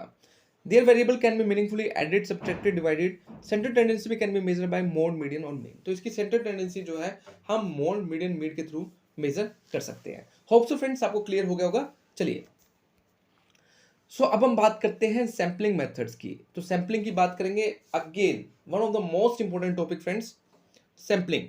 ठीक है, बहुत सिंपल क्वेश्चन आता है इसमें से। जैसे कि एक बार क्वेश्चन आया था कि विच one of the following is not the method of probability sampling. Probability sampling का कौन सा इसमें से मेथड नहीं है। इस तरह के क्वेश्चन आपसे आज किए गए थे। हालांकि ये बहुत पहले आज किया गया था, क्योंकि लेवल बढ़ चुका है एनटीए का। अब थोड़े से आपके हाई लेवल के क्वेश्चन जो है आज किए जाते हैं। ओके, चलिए डिस्कस करते हैं सैम्पलिंग मेथड्स को। तो बेसिकली अगर हम सैम्पलिंग मेथड्स की बात करें तो सैंपल होता क्या है। देखिए, जब भी कोई रिसर्च करते हैं तो हम पूरी पॉपुलेशन को लेकर कभी भी रिसर्च नहीं करते। हमेशा उसमें से क्या करते हैं, कुछ सैंपल्स को सिलेक्ट करते हैं जो हमारी पॉपुलेशन को रिप्रेजेंट करते हैं। उन सैंपल्स से हम डाटा को कलेक्ट करते हैं, फिर हम रिसर्च करते हैं। लेकिन अब बात यह आती है कि हम सैंपल को सिलेक्ट कैसे करेंगे। तो उस सैंपल को सिलेक्ट करने के लिए इन्होंने कहा कि भैया दो मेथड्स हैं आपके पास। आप या तो प्रोबेबिलिटी मेथड्स को यूज कर लीजिए या आप नॉन प्रोबेबिलिटी मेथड्स को यूज कर लीजिए। आप कहोगे ये क्या मतलब है प्रोबेबिलिटी और नॉन प्रोबेबिलिटी का मतलब। देखो, प्रोबेबिलिटी का मतलब होता है रैंडम बेस पर। मैं किसी के साथ कोई पार्शियलिटी नहीं करने वाला।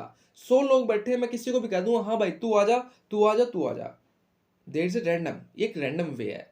लेकिन नॉन प्रोबेबिलिटी के अंदर क्या होता है, रैंडम वे काम नहीं करता। मैं कहूंगा अच्छा मैं उसको जानता हूं, तू आ जा। अच्छा मैं तेरे को भी जानता हूं, तू भी आ जा। जिसको मैं जानता होता हूं या जो इजीली अवेलेबल हो जाएगा उसको मैं क्या कर लूंगा, सिलेक्ट कर लूंगा। तो पहली बात तो आपको ये पता होना चाहिए प्रोबेबिलिटी सैंपलिंग में कौन कौन से मेथड्स आते हैं। तो इसमें आते हैं हमारे simple random sampling, systematic random, stratified random, clusters हैं। तो प्रोबेबिलिटी के आपको याद होने चाहिए। ठीक है, जितने भी एस से रिलेटेड है, देखो थोड़ा सा सिस्टमेटिक भी रहता है। एस वाले जो होते हैं वो सारे पार्ट होते हैं हमारे प्रोबेबिलिटी का। एस के साथ एक क्लस्टर आ जाता है जो हमारा पार्ट हो जाता है प्रोबेबिलिटी का। इसके बाद जो बचे हुए हैं वो सारे हमारे नॉन प्रोबेबिलिटी के आ जाते हैं। एक और पूछा जाता है मल्टी स्टेज का, तो वो भी हमारा पार्ट होता है किसका, प्रोबेबिलिटी का ही पार्ट होता है। ओके, चलिए अब हम बात करते हैं, वन बाय वन डिस्कस करेंगे हर एक मेथड को ईजी वे में। तो फ्रेंड्स एक रिक्वेस्ट रहेगी आपसे, वीडियो अच्छी लग रही है तो प्लीज लाइक जरूर करना। ठीक है, आपका लाइक मोटिवेट करेगा नेक्स्ट वीडियोस को क्रिएट करने के लिए। ओके, चलिए। तो प्रोबेबिलिटी सैंपलिंग मैंने आपको पहले ही कहा कि each member has the equal chance. हर एक मेंबर का एक चांस रहता है कि उसको सिलेक्ट कर लिया जाएगा एज ए सैंपल। ओके, तो देयर आर 4 मेन मेथड्स। सबसे पहला मेथड है सिंपल रैंडम सैंपलिंग मेथड। अब सिंपल रैंडम सैंपलिंग मेथड कौन सा होता है, every member of the population has an equal chance of being selected. हर एक मेंबर का एक इक्वल चांस, सबसे सिंपल मेथड है ये। इसमें क्या है, मान लो 100 लोग खड़े हैं, मुझे 5 सैंपल चाहिए, तो 100 में से मैं रैंडम वे में किसी को भी उठा लूंगा कि तू आ जा, तू आ जा, तू आ जा, तू आ जा। तो 5 सैंपल मैं कोई भी उठाकर उसके ऊपर रिसर्च कर लूंगा। ठीक है, उनसे डाटा कलेक्ट कर लूंगा।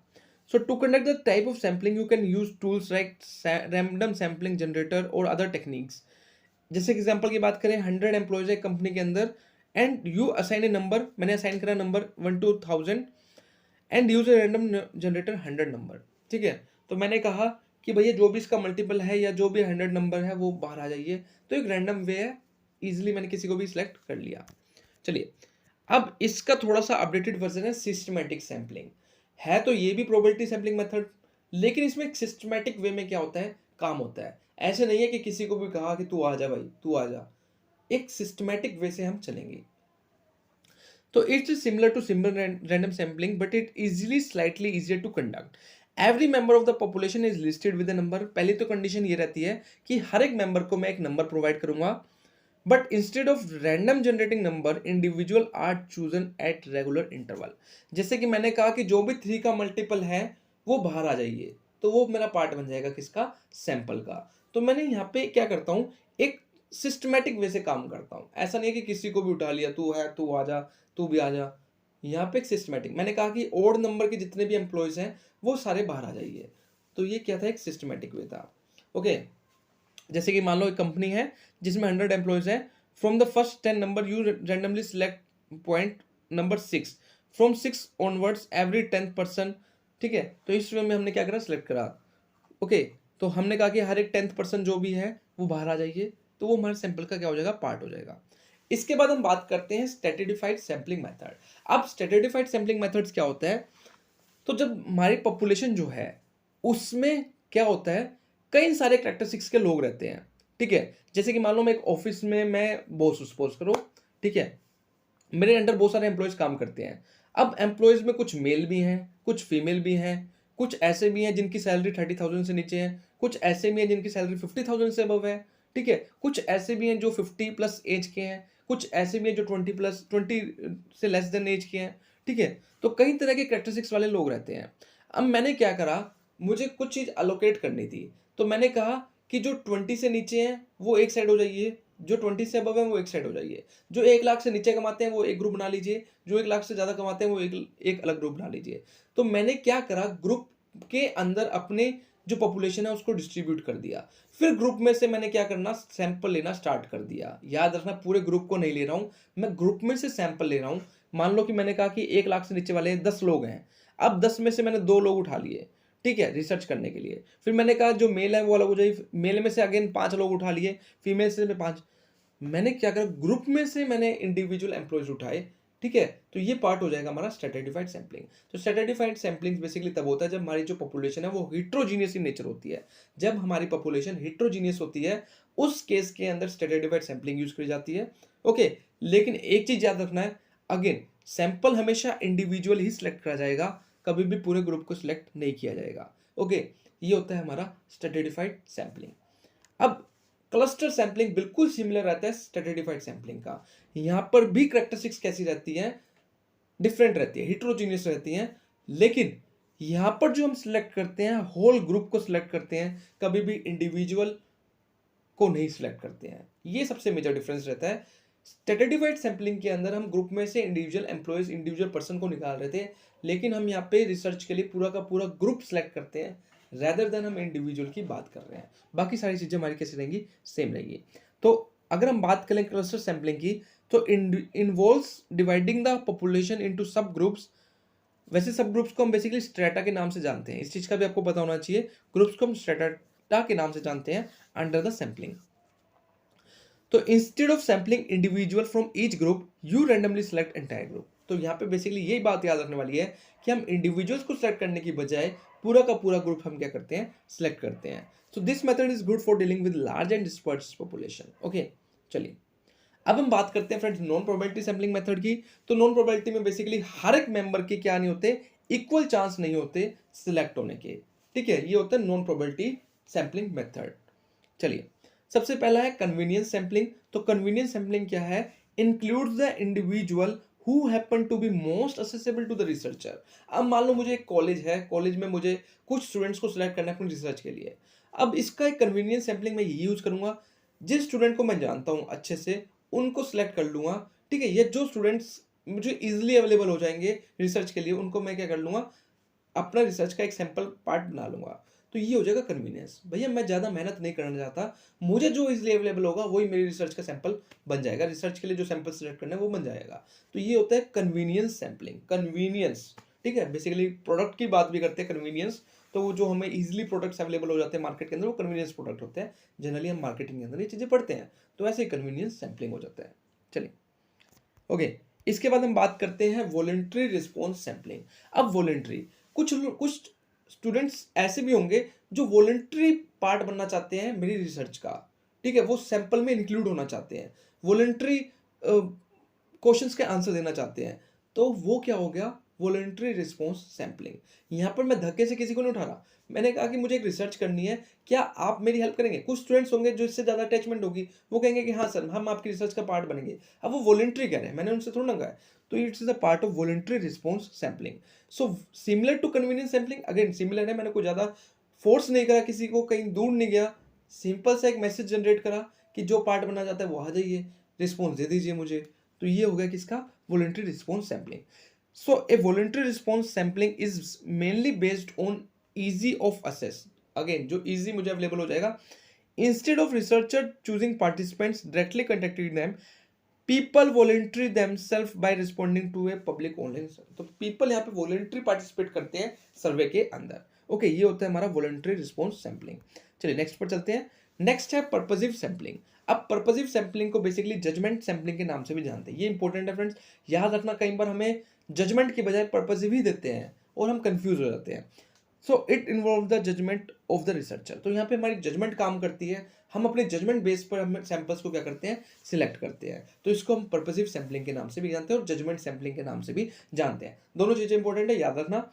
ओके, इसके बाद है स्नोबॉल सैम्पलिंग। काफी ज्यादा क्वेश्चन इसके आज किए जाते हैं स्नोबॉल सैम्पलिंग के। अब स्नोबॉल जो है ना अपने नाम से लिंक नहीं रहता, जैसे जजमेंट है उसमें तो मुझे पता लग गया, लेकिन स्नोबॉल जो है ना इसके नाम से इसका मीनिंग क्लियर नहीं होता। अब स्नोबॉल सैम्पलिंग में क्या है, मान लो मेरे पास क्या है, कुछ पार्टिसिपेंट्स हैं ऑलरेडी।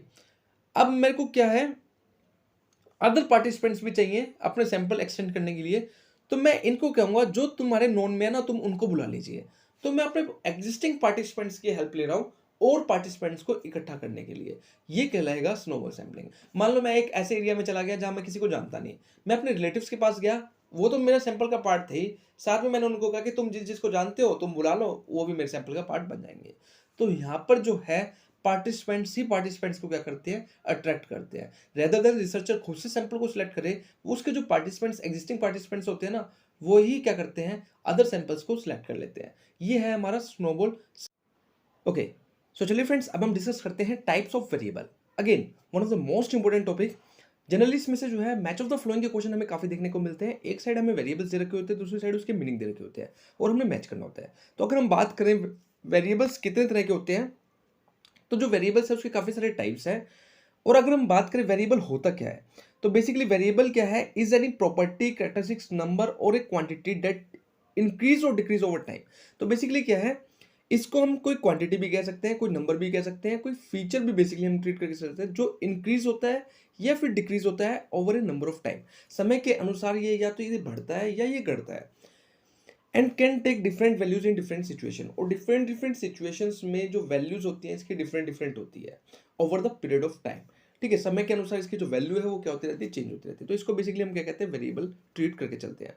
ठीक है, जनरली वेरिएबल हम ट्रीट करते हैं एक्स वाई जो है, हम बेसिकली इनको वेरिएबल्स मान के ही चलते हैं, जिनका हम आपस में जो है इफेक्ट देखते हैं, एक वेरिएबल दूसरे वेरिएबल को किस तरह इफेक्ट कर रहा है। ठीक है, चलिए अब जो वेरिएबल की अगर हम बात करें टाइप्स की, तो कई तरह के टाइप्स है वेरिएबल की, जैसे कि क्वालिटेटिव है, क्वांटिटेटिव है, discrete, continuous, independent, dependent, background, moderating, extraneous, interval. तो कुछ वेरिएबल ऐसे हैं जो बहुत कॉमन है और हम बार बार पढ़ते हैं तो ये हमें पता है, लेकिन कुछ वेरिएबल्स ऐसे हैं जिसके शायद नाम ही आज हम पहली बार देखेंगे। Okay, so one by one discuss करेंगे हर एक वेरिएबल को। चलिए सबसे पहले बात करते हैं क्वालिटेटिव वेरिएबल। हाँ जी, क्वालिटेटिव वेरिएबल्स की बात करते हैं। तो क्वालिटेटिव वेरिएबल कौन से होते हैं, सिंपल सी बात है, क्वालिटेटिव का मतलब वो है वो वेरिएबल जिनको हम नंबर की फॉर्म में एक्सप्रेस नहीं कर सकते। सो ऑल दोस वेरिएबल जिसको हम नंबर्स की फॉर्म में एक्सप्रेस नहीं कर सकते, जिनको सिर्फ और सिर्फ क्वालिटेटिव फॉर्म में ही हम क्या कर सकते हैं, एक्सप्रेस कर सकते हैं, वो वेरिएबल्स होते हैं हमारे क्वालिटेटिव वेरिएबल। जैसे कि हम बात करें हेयर का कलर, अब कलर ऐसे थोड़ी ना कि 1 2 3 या तो ब्राउन या ब्लैक, हम कोई नंबर नहीं बता रहे। ठीक है, जो हम फीचर्स या कैरेक्टरिस्टिक्स की फॉर्म में डिस्कस कर रहे हैं। Qualitative variable are sometimes refers to as categorical variable because sometimes we express in categories। तो ये इंपॉर्टेंट पॉइंट है फ्रेंड्स, क्वालिटेटिव वेरिएबल को कई बार हम कैटेगरिकल वेरिएबल भी कह देते हैं क्योंकि हम इस वेरिएबल्स को कैटेगरीज में एक्सप्रेस करके चलते हैं, दैट्स व्हाई। ओके, इसके बाद हम बात करते हैं फ्रेंड्स क्वांटिटेटिव वेरिएबल। अब क्वांटिटेटिव वेरिएबल क्या होता है, अपोजिट है क्वालिटेटिव का, जिसको हम न्यूमेरिक टर्म्स में एक्सप्रेस करके चलते हैं, वो वेरिएबल होते हैं हमारे quantitative variable. A simple example of quantitative variable is person age. तो अगर हम बात करें पर्सन की एज की, तो उसको हम नंबर्स में जनरली क्या करते हैं, कैलकुलेट करते हैं, जैसे 40 ईयर्स का, 55 का, 60 का। तो हम इसको नंबर्स की फॉर्म में एक्सप्रेस कर रहे हैं, तो ये हमारा एग्जांपल हो गया किसका, क्वांटिटेटिव वेरिएबल का। होप सो क्लियर होगा, ये सिंपल टाइप्स हमारे। अब है हमारी बात डिस्क्रीट वेरिएबल्स। तो डिस्क्रीट वेरिएबल्स कौन से होते हैं, जिसको हम होल नंबर्स में क्या करते हैं, एक्सप्रेस करते हैं, जैसे कि 0 1 2 3 4 5 6 7 जो कंप्लीट नंबर की फॉर्म में हमें देखने को मिल रहा है वो है डिस्क्रीट वेरिएबल। जैसे कि मैंने कहा कि such as the family size, जैसे कि फैमिली साइज है, या तो मेरी फैमिली में 4 मेंबर्स है, 6 मेंबर्स है, 7 मेंबर्स है, ऐसा तो नहीं है ना मैं कहूँगा कि 7.5 मेंबर्स है मेरी फैमिली में या 8.5 मेंबर्स है। तो जो हम होल नंबर्स में बेसिकली डिवाइड करके चलते हैं वो होते हैं डिस्क्रीट वेरिएबल। इसी का अपोजिट है कंटिन्यूस वेरिएबल। अब कंटिन्यूस वेरिएबल कौन सा होता है? जो हम इन्फिनिटी नंबर लेके चलते हैं। जैसे कि मैंने कहा वेट, मेरा जो वेट है वो 75.8 केजी है। मैं पॉइंट्स में एक्सप्रेस कर रहा हूं तो ये हमारा हो जाएगा कंटिन्यूस वेरिएबल। ओके, चलिए अब हम बात करते हैं इंडिपेंडेंट वेरिएबल और डिपेंडेंट वेरिएबल। अब इंडिपेंडेंट वेरिएबल कौन सा होता है? Which is used by the experimenter to describe its influence और effect on the dependent variable. तो बेसिकली वो वेरिएबल जिसको मैनिपुलेट किया जाता है रिसर्चर के थ्रू, वो कहलाता है इंडिपेंडेंट वेरिएबल। और इंडिपेंडेंट वेरिएबल को जब मैनिपुलेट किया जाता है तो उसका इफेक्ट हमें देखने को मिलता है किसके ऊपर? डिपेंडेंट वेरिएबल के ऊपर। ठीक है, तो ये होते हैं हमारा basically independent variable. So variability in the dependent variable is presumed to be dependent on the independent variable. An independent variable is sometimes called predictor variable, controlled variable, manipulated variable, ठीक है, एक्सपोजर वेरिएबल। तो ये इसके other names हैं जो generally use किए जाते हैं। तो ये अदर नेम्स जो है इसके काफी इंपॉर्टेंट है, एग्जाम में पूछा जा सकता है, तो इसको नोट डाउन कर लेना। चलिए अब हम बात करते हैं डिपेंडेंट वेरिएबल। तो डिपेंडेंट वेरिएबल कौन सा होता है? The variable used to describe और मेजर द प्रॉब्लम और outcome under the study is called dependent variable. तो बेसिकली जो जिसके थ्रू हम प्रॉब्लम को मेजर करते हैं या जो इफेक्ट होता है किससे? इंडिपेंडेंट वेरिएबल से। अब dependent variable is sometime called response variable, regressand variable, predictable variable, explained, experimental, responding, outcome, output और लेबल वेरिएबल भी इसको हम कई बार कह देते हैं। तो अदर नेम मैं आपको पहले ही कह रहा हूँ, इसके इंपॉर्टेंट है, कोई सा भी पूछा जा सकता है। Which of the following is not the another name of dependent variable, इस तरह का क्वेश्चन आपसे पूछा जा सकता है। अब हम बात करते हैं बैकग्राउंड वेरिएबल। अब नाम से पता लग रहा है बैकग्राउंड, जो आगे फोरग्राउंड में नहीं है, बैकग्राउंड में रह के इफेक्ट कर रहा है, बेसिकली वो वेरिएबल हमारा बैकग्राउंड होगा। So these are the variable which indirect influence the problem. जो डायरेक्टली इन्फ्लुएंस नहीं कर रहा, इनडायरेक्टली वे में चीजों को क्या कर रहा है? इफेक्ट कर रहा है। जैसे कि age, sex, educational attainment, socio economic status, marital status. Moderating variable. Okay, moderating variable की अगर हम बात करें, it is a type of variable that affects the relationship between dependent and independent variable। तो moderating, देखो नाम से पता लग रहा है moderating कौन सा है? जो रिलेशनशिप बना के चलता है किसके बीच में? डिपेंडेंट और इंडिपेंडेंट के बीच में। मॉडरेटर का जो बेसिकली क्या करता है? काम करता है। उस वेरिएबल को हम कहते हैं क्या? Moderating variable. ओके, चलिए अब हम बात करते हैं एक्सट्रेनियस वेरिएबल। एक्सट्रेनियस वेरिएबल कौन सा होता है? In an experiment, an extraneous variable is a variable that you are not investigating that can potentially affect the outcome of your research। Basically एक ऐसा वेरिएबल है जिसको हम अपनी रिसर्च में कंसीडर नहीं करके चल रहे हैं, लेकिन स्टिल वो मेरी रिसर्च को अफेक्ट कर रहा है। याद रखना, जिसको मैं रिसर्च में कंसीडर करके नहीं चल रहा हूँ, जिसको मैं अपनी रिसर्च का पार्ट ही नहीं मान के चल रहा, जिसको इन्वेस्टिगेट ही नहीं कर रहा, स्टिल वो मेरी रिसर्च को अफेक्ट कर रहा है, उस वेरिएबल को कहते हैं एक्सट्रेनियस वेरिएबल। और अगर हमने इस वेरिएबल को अनकंट्रोल्ड रख दिया तो भैया ये मेरी रिसर्च को इफेक्ट कर सकता है, जिससे जो कंक्लूजन निकल कर आएंगे, हो सकता है कि वो कंक्लूजन कैसे आए? इनकरेक्ट कंक्लूजन मुझे देखने को मिले। तो एक ऐसा वेरिएबल जिसको मैं कंसीडर नहीं कर रहा, स्टिल वो मेरी रिसर्च को इफेक्ट कर रहा है, और जिससे जो कंक्लूजन है वो हो सकता है कि वो इनएक्यूरेट देखने को मिले, उस वेरिएबल को हम कहते हैं एक्सट्रेनियस वेरिएबल। ओके, इसके बाद बात करते हैं कोफाउंडिंग वेरिएबल। तो कोफाउंडिंग वेरिएबल क्या है? बेसिकली ये भी थर्ड वेरिएबल होता है that influence both the independent and dependent variable. तो जो दोनों डिपेंडेंट को भी और इंडिपेंडेंट को भी क्या करता है? इफेक्ट करता है, उस वेरिएबल को हम कहते हैं कोफाउंडिंग वेरिएबल। और अगर हम बात करें इंटरवीइंग वेरिएबल की, तो a theoretical variable used to explain the cause और connection between other study variables. तो जो अदर वेरिएबल्स है, एक इंडिपेंडेंट और डिपेंडेंट को छोड़कर जो अदर वेरिएबल्स हैं, उनके बीच का जो कनेक्शन डेवलप करता है जो वेरिएबल, वो होता है हमारा इंटरवीइंग वेरिएबल। ओके, तो याद रखना मेजर वेरिएबल्स की बात नहीं करी जा रही, अदर वेरिएबल्स की यहाँ पे बात करी जा रही है, उनके बीच का जो रिलेशनशिप एक्सप्रेस करता है वो होता है हमारा इंटरवीइंग वेरिएबल। ओके, नेक्स्ट टॉपिक पर चलते हैं, वैलिडिटी और इट्स टाइप। तो फ्रेंड्स ये एक ऐसा टॉपिक है जिसमें से पहले क्वेश्चन नहीं आस्क करे जाते थे, लेकिन लास्ट कुछ टाइम से इसमें से काफी सारे जो क्वेश्चन हैं वो आस्क करे जा रहे हैं वैलिडिटी के ऊपर। ओके, तो वैलिडिटी और उसके टाइप्स के बारे में डिस्कस करते हैं। चलिए बात करते हैं वैलिडिटी की। तो वैलिडिटी होता क्या है? Tells you how accurately a method measure something.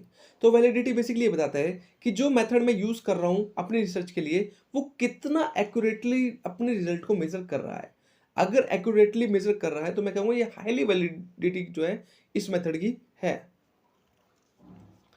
Okay, अब हम बात करते हैं टाइप्स ऑफ वैलिडिटी। वैसे तो वैलिडिटी काफी सारे टाइप्स की होती है, लेकिन मेजर टाइप्स इसके कौन से हैं? कंस्ट्रक्ट वैलिडिटी, कंटेंट, फेस और क्राइटेरिया वैलिडिटी। क्राइटेरिया हम बेसिकली वैलिडिटी की बात करते हैं, वन बाय वन डिस्कस करते हैं। चलिए सबसे पहले बात करते हैं कंस्ट्रक्ट वैलिडिटी की। तो कंस्ट्रक्ट वैलिडिटी क्या है? Evaluates whether a measurement tool really represent the thing which we are interested in measuring. क्या जो मैं टूल यूज कर रहा हूं क्या ये उसी चीज को मेजर कर रहा है जिस चीज को मैं मेजर करना चाहता हूं? अगर कर रहा है तो मैं कहूंगा कि इसकी जो कंस्ट्रक्ट वैलिडिटी है वो प्रॉपर है। It ensures the method of measure that matches the construct you want to measure. Let's say if you develop a questionnaire to diagnose depression, you need to know does the questionnaire really measure the construct of depression. जैसे कि मान लो मैंने एक questionnaire ऐसा बनाया जिसके through मैं क्या करना चाहता हूँ, डिप्रेशन को मेजर करना चाहता हूँ, ठीक है, या उसके रिगार्डिंग डीप डाउन जानना चाहता हूँ। तो क्या सच में ये चीज इसी चीज को रिप्रेजेंट कर रही है? क्या ये क्वेश्चनरी से मैं डिटेल में इंफॉर्मेशन जान पाऊंगा? अगर हाँ तो मैं कहूंगा उसकी कंस्ट्रक्ट वैलिडिटी जो है वो प्रॉपर है। ओके, चलिए नेक्स्ट है content validity. So content validity क्या कहती है? It assess whether a test representative of all aspects of the construct. क्या जो टेस्ट है वो सारे एस्पेक्ट्स को कंसीडर करके चल रहा है? जिस चीज के बारे में मुझे जानना है क्या वो हर एक एस्पेक्ट्स को लेकर चल रहा है? अगर हाँ सभी एस्पेक्ट्स को ले रहा है तो मैं कहूंगा कि जो कंटेंट वैलिडिटी है वो प्रॉपर है। To produce valid result, the content of a test or a survey or a measurement method cover all relevant parts of the subject it aims to measure. तो हर एक एस्पेक्ट्स को उसको क्या करना है? कवर करना है। जब भी हम कोई चीज मेजर कर रहे हैं तो हम कहेंगे कि उसकी कंटेंट वैलिडिटी जो है वो प्रॉपर है। इसके बाद है फेस वैलिडिटी। अब फेस वैलिडिटी क्या है? A test can have said to be face validity if it look like it is going to measure what is supposed to measure. अब इसमें क्या होता है? बेसिकली ये भी हमारा कंस्ट्रक्ट की तरह ही है, बट इसमें क्या है, हम डिपेंड करते हैं दूसरों के ऊपर। अगर सभी इस चीज को ट्रू मान के चल रहे हैं कि हाँ कि जो हम चाह रहे थे वो सब चीजें ठीक है, तो हम कहेंगे कि इसकी जो फेस वैलिडिटी है वो कैसी है? अच्छी है। जैसे कि हम फेस वैल्यू की बात करते हैं कि हर कोई इसको अच्छा मान रहा है तो भी हम कहेंगे कि भाई ये जो चीज मेजर करता है वो सही मेजर करता है। एग्जाम्पल के साथ समझते हैं। If a test is prepared to measure whether students can perform multiplication and the people to whom it is shown all agree that it looked like a good test of multiplication ability, the demonstration phase value कि एक test मैंने बनाया जिससे मैं multiplication क्या है जो students हैं उनकी मल्टीप्लिकेशंस को मेजर करने वाला हूँ। सारे पीपल एग्री हो गए कि ये टेस्ट ठीक है, इससे हम इजिली मल्टीप्लिकेशन को मेजर कर सकते हैं। स्टूडेंट्स की जो एबिलिटी है मल्टीप्लिकेशन कंप्यूट करने के रिगार्डिंग उसको हम इजीली मेजर कर सकते हैं। इसके रिगार्डिंग हर पीपल जो भी लोग हैं जिसको शो किया गया वो एग्री हो गए, तो हमने कहा कि इसकी जो फेस वैलिडिटी है वो प्रॉपर है। ओके, तो हर किसी का एग्री होना जरूरी है। पहली बात तो वो उस चीज के रिगार्डिंग ही मेजर करे जो चीज मैं मेजर करना चाहता हूँ। दूसरी बात ये कि हर कोई इससे सेटिस्फाई होना चाहिए, तभी मैं कहूँगा इसकी जो फेस वैलिडिटी है वो प्रॉपर है। चलिए लास्ट है हमारी criteria validity. Criterion basic validity है। So it is a criteria related validity evaluates how accurately a test measure the outcome it was designed to measure. कि एक टेस्ट जो है वो आउटकम को कितने एक्यूरेटली वे में मेजर करता है। अगर प्योरली एक्यूरेटली कर रहा है तो हम कहेंगे इसकी जो क्राइटेरिया वैलिडिटी है वो प्रॉपर है। An outcome can be disease, behavior or performance. Criteria: a researcher want to know whether a college entrance exam is able to predict future academic performance. तो बेसिकली एक रिसर्चर ये जानना चाहता है कि जो कॉलेज का एंट्रेंस एग्जाम है अगर कोई स्टूडेंट उसको क्वालिफाई कर लेगा तो उसका फ्यूचर एकेडमिक परफॉर्मेंस से क्या लिंक है। ओके, तो ये कौन सा है? ये क्राइटेरियन रिलेटेड वैलिडिटी। तो बेसिकली इसमें हम आउटकम के ऊपर फोकस करते हैं, ठीक है, आउटकम को मेजर करते हैं। बेसिकली हमारा ऑब्जेक्टिव यही होता है। ओके, होप सो फ्रेंड्स आपको क्लियर हो गया होगा वैलिडिटी के उसके टाइप्स। तो एक एग्जांपल देख लेते हैं हम, कुछ प्रीवियस ईयर एमसीक्यू हैं जो डिस्कस कर लेते हैं। For the selection of sample in research the snowball sampling employees. तो स्नोबॉल सैंपलिंग मेथड के अंदर हम किसको बेसिकली रखते हैं, एम्प्लॉयज़ की बात की गई है।